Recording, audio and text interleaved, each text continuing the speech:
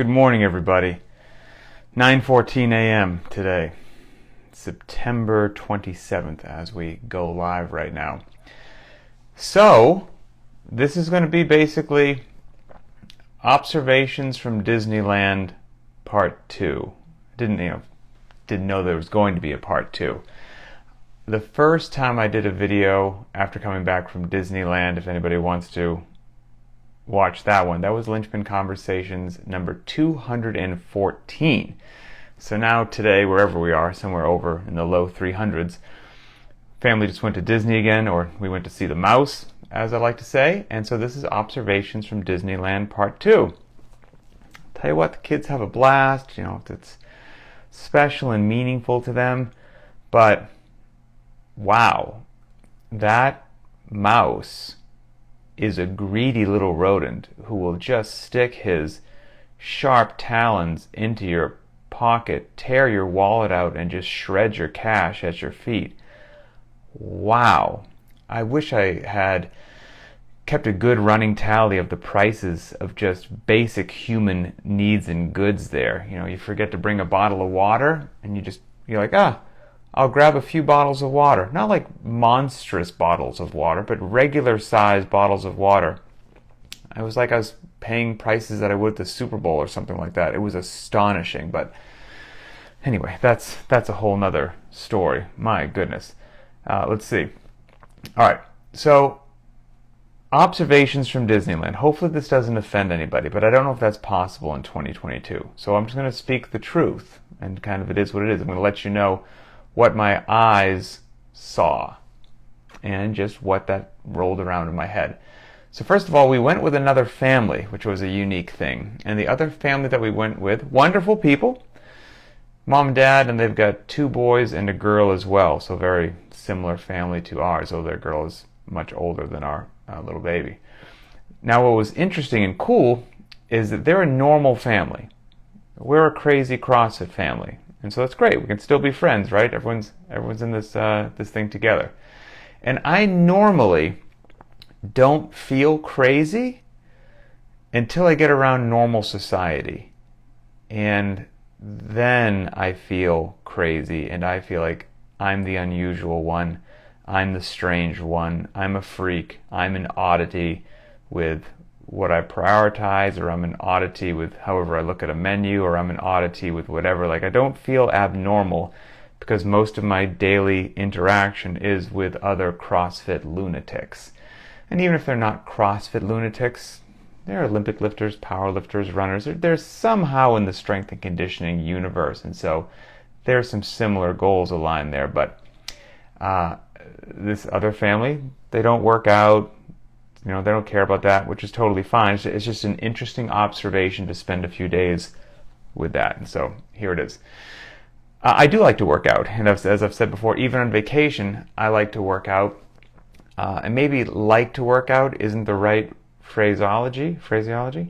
I need to work out. It's my stress relief. And so we were there Friday, Saturday, Sunday, Monday. Flew in Friday morning. We flew out Monday afternoon, so they're 4 days-ish. I managed to work out 3 out of the 4 days. I didn't work out on Sunday, and they weren't crazy, pedal down, set the world on fire, wish that there was a camera crew there workouts, although most of my workouts aren't those anyway. But they did the trick. They're exactly what I needed to do to keep the needle moving forward in the right direction. On day one, on Friday, family was doing something, having fun, those crazy people, and I was able to sneak away for 20 minutes without being, an oddity too much. And so I went into the hotel gym. How cool is this? The hotel gym had dumbbells up to 80 pounds. 80 pounds in a hotel gym. It was amazing. I don't have 80-pound dumbbells in my garage. So I immediately said, I'm going to do whatever I have to do over the next few days to work these 80-pounders in a couple times, just for the experience. And so I didn't have much time, so on that night, on Friday afternoon, evening, whenever it was, I grabbed the 80s, moved them over to a little corner of the gym on a little rubber mat, and I just did 6 rounds, not for time, of 10 deadlifts with both dumbbells, 10 dumbbell deadlifts, 10 burpees. That was it. So 60 of each by the end of it. Moved some good load, got a good sweat going. It was a loading and movement pattern that, for me anyway, I felt comfortable that if I was going at just a casual, moderate pace, it wasn't negligent of me not to warm up and all that good stuff. So it was great. Got exactly what I needed to do. Saturday rolled around. Everyone came back from the park. They were going to get a little time by the pool just to decompress for a bit. Perfect time for me to sneak away again while everyone's just splashing around. And there's professionals there to make sure they don't drown, so everyone's fine. I went into the hotel gym and knocked out Linchpin Test 1 because the challenge was this weekend, so I had to get it done while traveling and while, at the family vacation.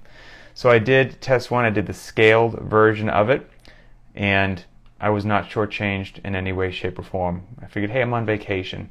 Do the scaled version, move at a moderate pace, it's all good. And so that went down. Sunday I did nothing.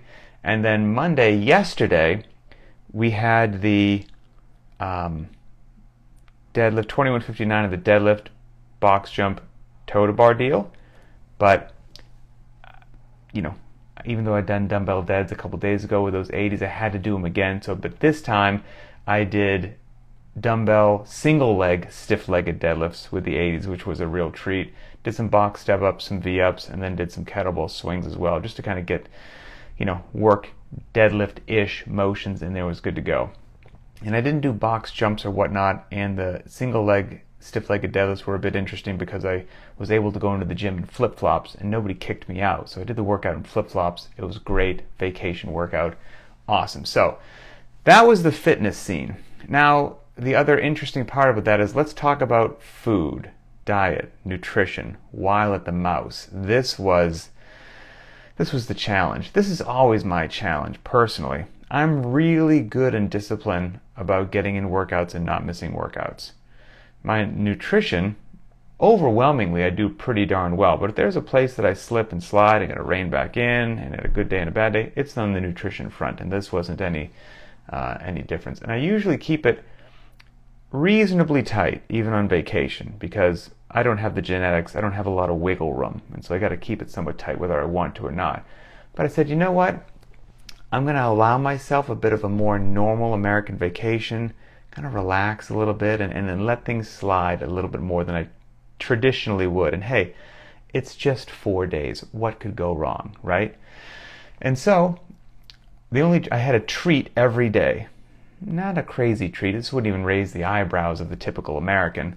But you go to a bakery in Disney and I got a cookie, like a chocolate chip cookie. Now they're big cookies, that's for sure, but it's still a chocolate chip cookie, probably about that size. And I had one of those a day. That was my daily treat that I allowed myself. I see somebody said churros. Believe it or not, I didn't have a churro. My children most certainly did. And I did have a bite of one day, but I never got myself a churro. Hindsight 2020, I probably should have. That was an error. I won't let that happen next time. And the other thing is, we get to the park early. We stayed in the park late every day trying to maximize our time. So we basically ate all of our meals in the park. Wow, again, that mouse. The food was probably roughly $1 million to eat and feed a family for 3 meals a day at the park. It was unbelievable.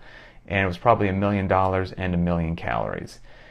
Everything. It was so hard to find anything that somehow didn't have bread involved on every meal, every day, on everything. It was actually quite a challenge. And then so many things are just fried on top of that. And if it's not that, it's covered in 1 or 2 various sauces that are obviously quite delicious, but they're just heavy and just laden with butter and sugar and calories on top of the bread, and it's a heavy meal all the time. Every single meal, all the food just feels heavy. And by the end of the trip, I don't even drink, and I just felt like I was hungover. Like I just felt bad, head to toe bad, and I felt like I put just a brand new layer of fat over every part of my body, over my ears, over my nose, over my teeth. I just felt like, it was a very interesting feeling. And so it's funny, I got home last night, felt like just a beached whale. And what I couldn't help think was, in the eyes of many Americans, if I may be so bold with my sweeping accusations, not accusations, observations, I probably lived a relatively normal few days. Like, they wouldn't consider that going off the rails, going off the wagon. It was just, you ate a bunch of bread with each meal and things had sauces on it, and every now and then something was fried, and you had a cookie a day. What do you mean? What's crazy about that? That's my everyday. I don't know how people do it, and I'm not even, psycho with some nutrition stuff.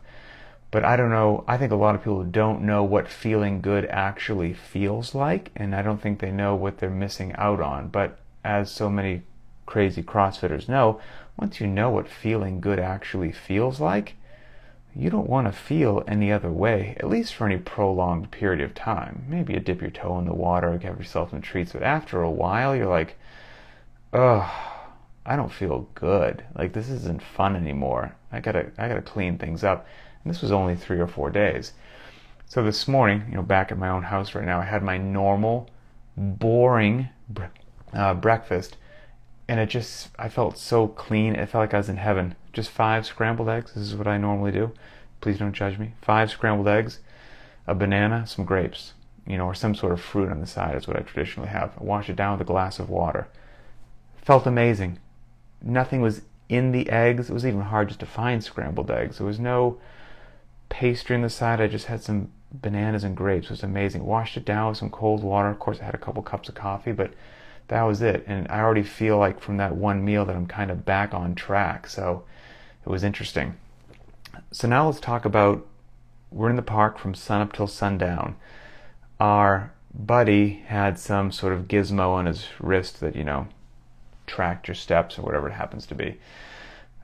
Which I don't pay a lot of attention to that stuff on any day of my life, but when you're walking around, it's interesting just to say by the end of the day, like, oh, how many miles did we do? It's a cool thing to chat about.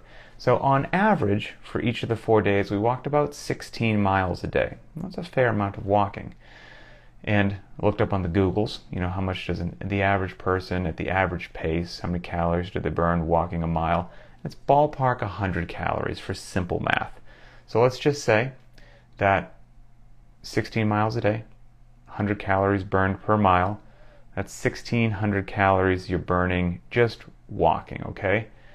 Now that sounds like a fair amount, right? That wasn't my workout of the day or whatnot. That was just walking, 1,600 calories. You're like, wow, that's great. True.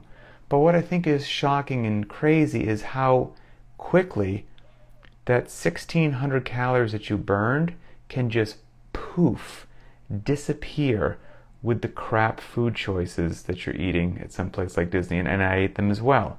And all of a sudden, that 1,600 calories that you think you burned, it's not only now meaningless, but you've tacked on calories to that because of just what you've consumed, and you're in a bad hole, even though you walked 16 miles a day. 3 Disney meals a day, plus the big cookie that I had, easily outweigh that walking. Easily. The nutrition component is so huge, and this just doesn't relate to Disney. This probably relates to just everyday life for a lot of people if they're not meeting some body composition goal that they want to, or whatever it happens to be, and they think they're going to work harder in the gym. That's why people say, like, you're not going to outwork a bad diet. You're not going to throw on a second session and outdo 1 or 2 bad meals. The math does not work. You have got to eat clean if you want to move the needle for body composition and some other things like that. It is what it is. I wish that wasn't the case, but sadly it is.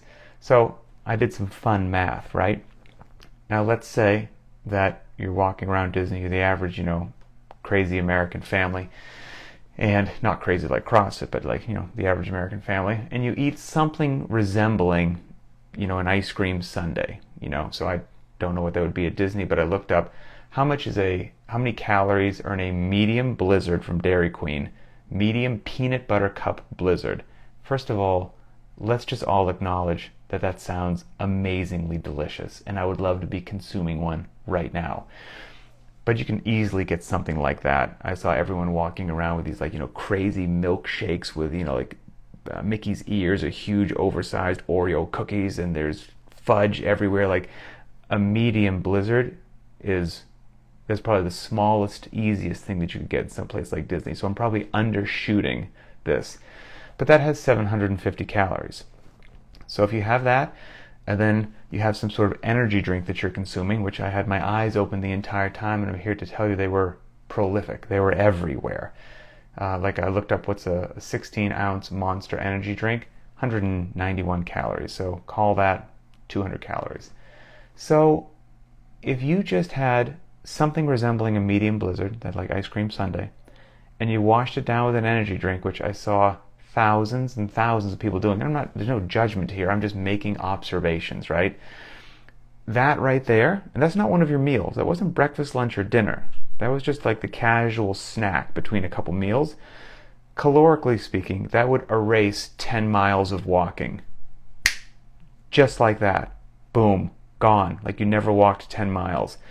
It's a lot easier to eat an ice cream sundae and drink an energy drink than it is to walk 10 miles. And you can do it a whole heck of a lot faster. And then you have 2 or 3 really bad meals.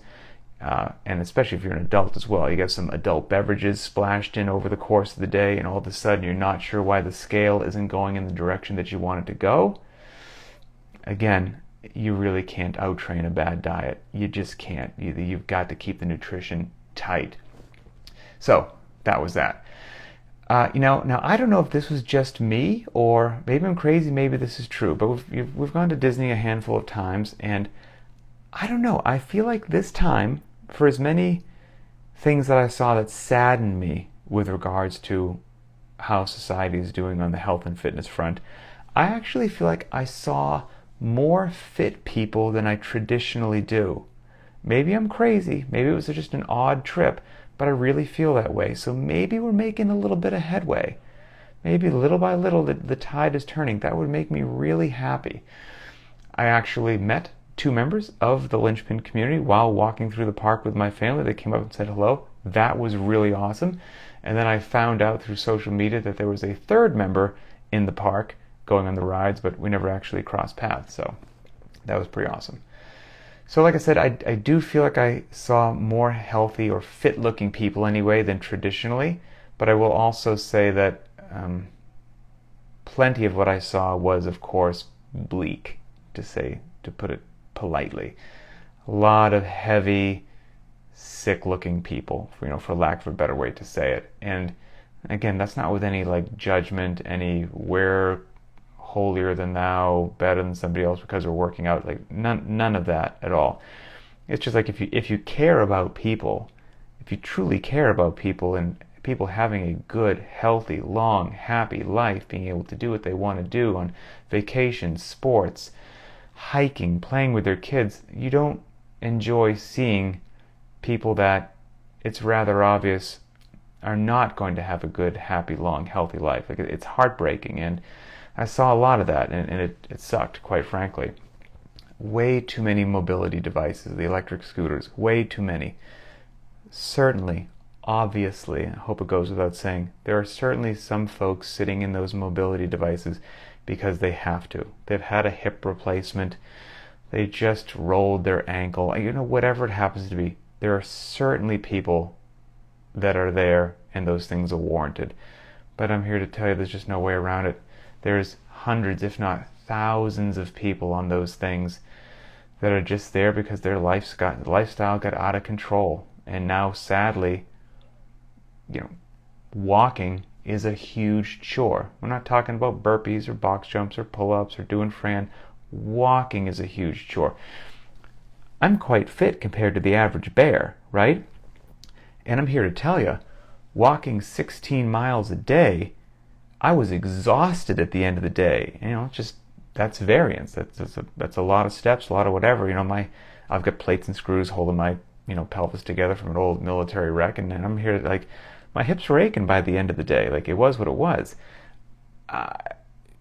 Walking 16 miles a day wouldn't even be within the realm of possibility if you weighed 300, 400 pounds or whatnot, which plenty of folks did weigh that around there. It's just not going to happen. And so, they're going to get around to those mobility devices, which is heartbreaking. But man, I truly hope that those people that I saw head home and start trying to make some different decisions in their life, because I think life is hard enough as it is without putting yourself in that much of a health and fitness hole. So that's about it. Stay healthy, my friends. Keep long-term health and fitness a priority. You don't have to be perfect every day, that's for darn sure. Just try to make more good decisions than bad decisions. That's really kind of the goal. You're winning if you do that. And other than that, I look forward to just eating normal again today, getting back into my garage gym, moving my body. It sounds so therapeutic and awesome. I can't even discuss it. So with that, we just finished Linchpin, the Test 1 challenge. It was awesome. All of you are crazy. I mean, there's 2 Frans involved in the Linchpin Test 1 challenge with some running. And we once again had so many people sign up and do it that we've got too many names for the back of one shirt. So once again, we're going to have to split it into 2 different batches of names. And so whatever shirt that you ordered, your name will be one of the ones in the back, but we're going to have to do multiple shirt variations, so to speak, because so many people signed up, which is great, because we're all crazy CrossFitters that do actually take our health and fitness quite seriously. So I'll give you a heads up as to what next month is looking like. So this will be for October. Again, we're going numerically, right? First one we ever did was the 5K run. Second one we did was Linchpin Test 1. So now in October, it will be Linchpin Test 2. And guess what, everybody? For the first time, there's no running in the test, right? First one in August was a 5K. Second one had 3 400-meter runs in it. But Linchpin Test 2 has no running in it. And this is going to take place from Friday, October 21st to Monday, October 24th. And that was the weekend I chose because the following weekend is the Rogue Invitational there in Texas, and I'll be there working that. And I didn't want to have the challenge take place the same weekend as the Rogue Invitational, so we're going to do it 1 week prior to the Rogue Invitational. And if you're unfamiliar with Linchpin Test 2, I see somebody saying, what is the test? It is 3 rounds for time. Couldn't be simpler. 3 rounds for time, 5 ring muscle-ups, 10 squat cleans at 135 pounds or 95 pounds, and 20 box jumps. 24 inches for men, 20 for women. So once again, 3 rounds for time, 5 ring muscle-ups, 10 squat cleans, 20 box jumps. We'll have an RX, a scaled, and a dumbbell version. Just a fun community event. I'll keep everybody posted when the registration opens and all that. We'll have another shirt and tank top with everybody's names on the back in a new color. There'll always be a black, but then there'll always be a new color. We're working on it right now, but I won't tell you what the color is. And then there'll be a new piece of swag. I'm going to try to have a new cool piece of swag each month, which has been quite a challenge in and of itself to find good stuff. I'm not going to show you some things I ordered to test them and see if I like them. They're sitting right there. They look cool, but the quality wasn't good. So those things that I just ordered, we're not going to have those as a new piece of swag. So I'm in the process now. I'm trying to find out what that's going to be. But I'm not going to put it forward until it's actually cool and worthwhile. So that's it. No video needed. Just have some darn fun. Do it for free if you want to do it for free.